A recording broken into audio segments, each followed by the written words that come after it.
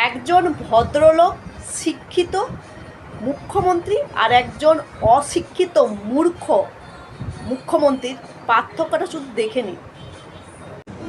মুড়ি বিক্রি করে, বাদাম বিক্রি করে অর্থনীতি চাঙা করা যাবে, দুর্ভাগ্য আমাদের এটা শুনতে হচ্ছে সব বছর।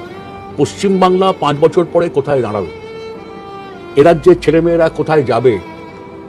তারা আজকে পড়াশোনা করছে, ইনফোসিস উইপ্রো এলো না, তার মানেটা কি? ছেলেমেয়েগুলো একটু ভালো লেখাপড়া শিখেছে, কম্পিউটারটা জানে, ইংরেজি জানে, তারা কোথায়? তাদেরকে আবার ছুটতে হবে বাঙ্গালোরে।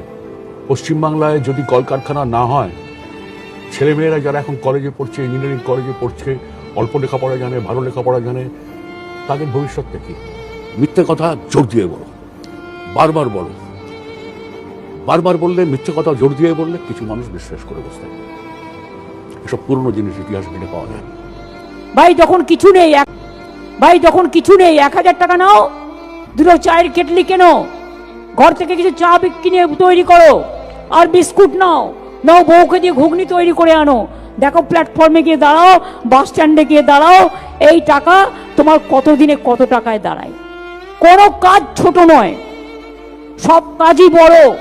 শুনলেন তো একজন শিক্ষিত ভদ্রলোক মুখ্যমন্ত্রীর কথা, বুদ্ধবাবু, যিনি শুধুমাত্র যুব সমাজের কথা ভেবে শিল্প আনতে গিয়ে মানুষ তাকে ভুল বুঝে পদত্যাগ করিয়ে ছেড়েছিল, তাকে বিদায় দিয়েছিল। আর সেই মহিলা সেই শিল্প তাড়িয়ে তিনি এসে যুব সমাজকে পুরো রাস্তায় বসিয়ে দিল। টাটার মতো প্রজেক্টকে তাড়িয়ে দিয়ে চুনোপুটি আনেনি, উল্টে শিক্ষিত ছেলেমেয়েদের কী বলছে, চপ ভাজো, ঘুগনি বেচো। শুনলেন তো, এটাই হচ্ছে পার্থক্য।